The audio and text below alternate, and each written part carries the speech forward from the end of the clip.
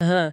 Sempre é fascinante quando a gente pega um texto que, tipo, propõe virar a história de cabeça para Com baixo certeza. e nos convida a observar eventos, assim, gigantescos por uma perspectiva completamente inusitada. É um exercício mental e tanto. Sim, e na nossa investigação de hoje, o nosso mergulho é nas raízes de uma nação inteira.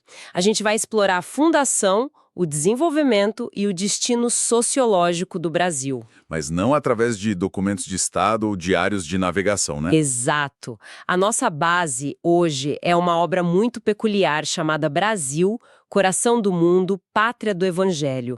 É um texto com uma origem curiosa. Bem curiosa. Ele foi psicografado, ou seja, escrito mediunicamente, por Francisco Cândido Xavier, ditado pelo espírito que se identifica como Humberto de Campos e ainda traz um prefácio assinado por Emmanuel. E o que torna essa análise tão rica é justamente a arquitetura do pensamento que a obra apresenta. Uhum. O texto propõe uma releitura minuciosa de fatos históricos muito cristalizados, substituindo a lente da geopolítica ou da economia por uma lente puramente espiritual e mística. É uma visão monumental. Sim, é um exercício narrativo monumental que tenta encontrar um sentido cósmico para a formação do país. E a nossa missão aqui é desempacotar uma premissa muito específica que guia o livro inteiro. A ideia do Brasil não apenas como um território. Isso.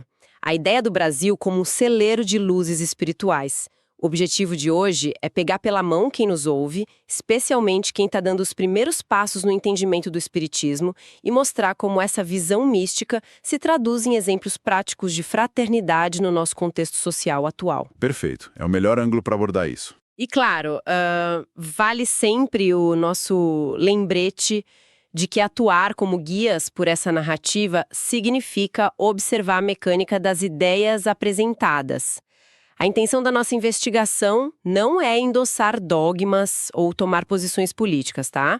A gente quer apenas compreender a estrutura fascinante dessa visão de mundo. É o caminho ideal, porque o texto tem uma lógica interna muito forte. Sim. Ele constrói a tese de que os movimentos humanos, por mais caóticos que pareçam, possuem uma coreografia invisível por trás. E o prefácio já estabelece o tom dessa coreografia usando uma figura histórica real. A obra cita o famoso naturalista Alexander von Humboldt. Essa parte é muito boa. Quando Humboldt visitou a região amazônica e viu toda aquela vastidão de recursos, ele exclamou que ali estava o celeiro do mundo. Obviamente, ele falava de madeira, grãos, minérios e água. Questões materiais. Exatamente. A grande sacada da narrativa é pegar essa observação material e dobrar a aposta. A provocação é a seguinte: e se esse celeiro for essencialmente espiritual? E se for uma reserva projetada para matar a fome de um planeta que vive um amargo confusionismo? Essa transição do tangível para o invisível é o motor de toda a história. Sim. A narrativa argumenta que suprir as necessidades materiais dos povos é apenas uma fração do destino do território. A verdadeira função seria facultar ao mundo uma expressão consoladora, um refúgio de fraternidade. E para sustentar uma premissa tão grandiosa, o livro precisa voltar muito no tempo. Muito mesmo. Certo, vamos desempacotar isso. O salto temporal é impressionante. A obra nos leva direto para o final do século XIV. E a cena descrita tem proporções cinematográficas. Totalmente. O texto retrata Jesus observando a Terra a partir de uma perspectiva cósmica. O foco recai sobre a Europa medieval e o cenário é de absoluta desolação. Sangue e guerras. A narrativa aponta que, desde as cruzadas lideradas por Pedro o Eremita até a morte do rei Luís IX, o mundo que se dizia cristão estava banhado em sangue em nome da fé. As lições originais do Evangelho tinham sido esmagadas pelas disputas de poder. O que é fascinante aqui é que esse contraste que a fonte estabelece é fundamental para entender o resto do livro. Exato. A Europa, que deveria ser a plataforma de lançamento de uma civilização baseada na fraternidade, transformou o cristianismo em uma máquina de guerra e de inquisição. O texto mostra Jesus procurando os rastros de amor deixados por figuras como Francisco de Assis, mas encontrando apenas egoísmo. E feudos em conflito. Isso, e é nesse momento de constatação de uma falha institucional que a narrativa insere o ponto de virada sociológico. Que é quando entra em cena a figura de Eliú, um emissário espiritual, que também é chamado de Ismael. O diálogo entre ele e Jesus resulta em uma decisão bem radical. A árvore do evangelho precisa ser arrancada daquele solo contaminado pela ambição dos impérios antigos. E transplantada para uma terra virgem. Exatamente, uma folha em branco. E o detalhe de quem faria essa travessia é incrível. A escolha não é aleatória na narrativa. Não mesmo. A missão não é entregue aos impérios mais ricos ou militarizados da época. O texto afirma que Ismael recebe instrução de se corporificar, de encabeçar a missão inspirando o povo mais pobre e trabalhador do Ocidente naquele momento histórico. Que era o povo português. Exato. A ideia é que era necessária uma população moldada por sentimentos de brandura e resistência para suportar o terror de cruzar um mar desconhecido. O que, para quem acompanha a gente, cria uma cosmogonia inteiramente nova para a Era dos Descobrimentos. A expansão marítima deixa de ser só uma corrida comercial e passa a ser uma articulação espiritual de proporções globais. Muda tudo. E quando as caravelas chegam ao Brasil virgem, a fonte descreve Jesus abençoando as matas. E eu adoro esse detalhe, a marcação desse novo centro espiritual é feita pelas estrelas. O Cruzeiro do Sul serve como uma bênção estrelada de que ali pulsaria um novo coração do mundo. É literalmente uma forma de reescrever os mapas. A geografia física respondendo a uma geografia espiritual. Sim.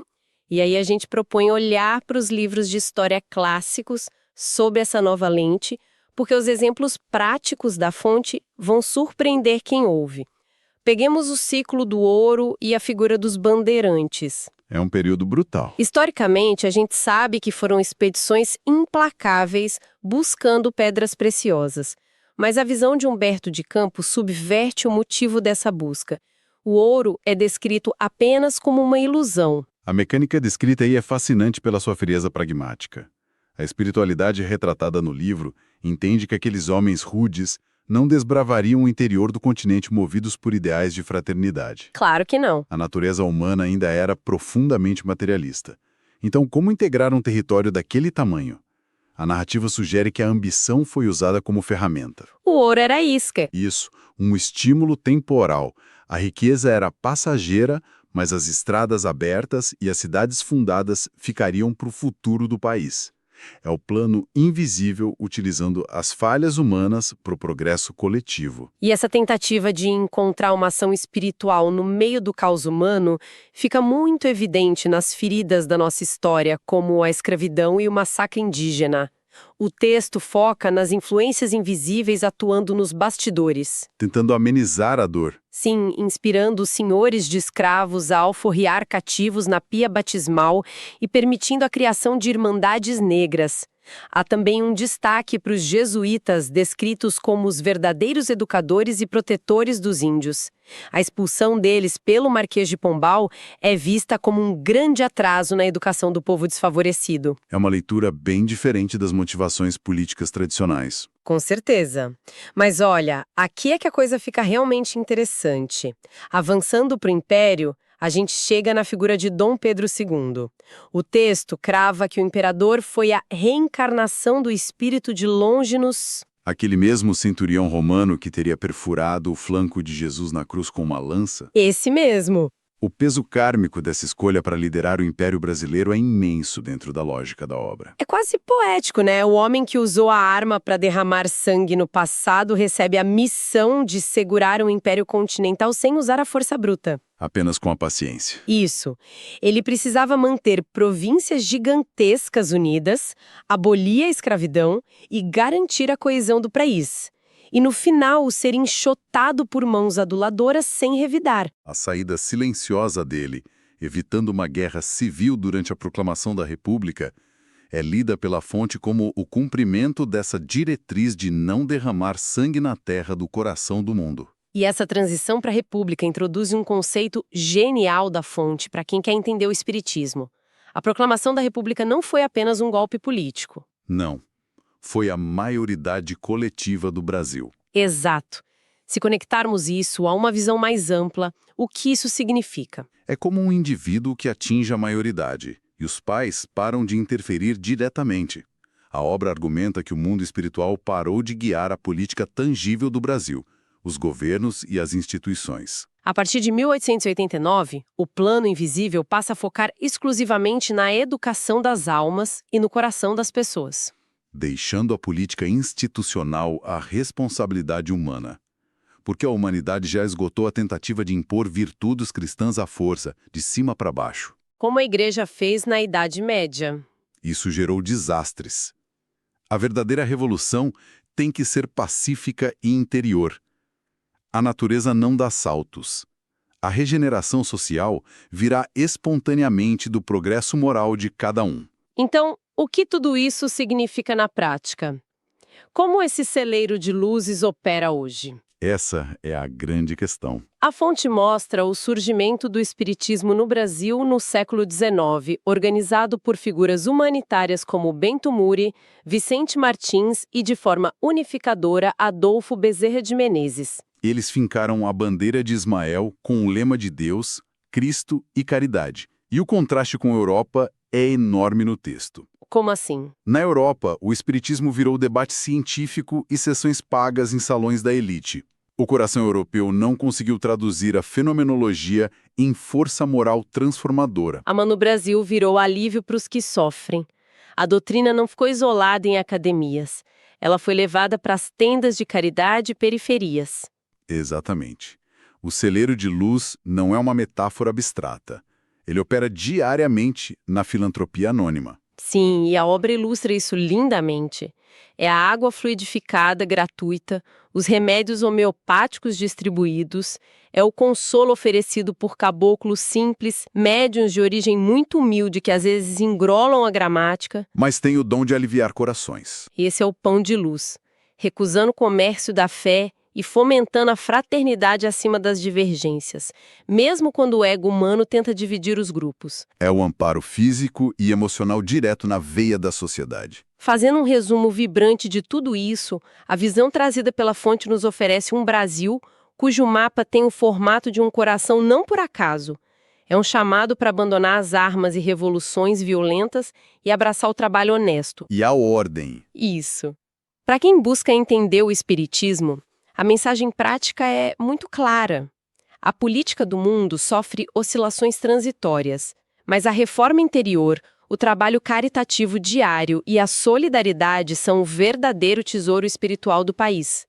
Isso levanta uma questão importante para a gente encerrar. Qual? Se a fonte diz que o Brasil atingiu a sua maioridade e que agora a responsabilidade da evolução recai sobre as escolhas humanas, livres da tutela direta do alto, até que ponto as pequenas atitudes fraternas de cada cidadão no trânsito, no trabalho ou em família não são, na verdade, os blocos de construção exatos que faltam para erguer definitivamente esse prometido celeiro de luzes para o resto do planeta? Uau! Que pensamento provocativo para fechar. A responsabilidade está nas ações anônimas diárias. É uma reflexão que fica ecoando na mente. Eu fico muito animada com a riqueza dessa descoberta de hoje. Foi uma análise profunda. Com certeza. E a gente convida quem acompanhou a nossa investigação a continuar buscando conhecimento e perspectivas transformadoras. Até o próximo mergulho.